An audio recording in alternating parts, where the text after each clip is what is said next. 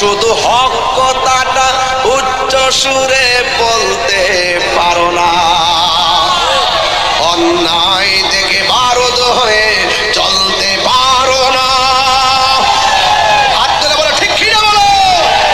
কেমন মুসলমান তুমি একেটো ভাবো না, কেমন তোমার ঈমান একেটো বলো না, ঠিক কিনা?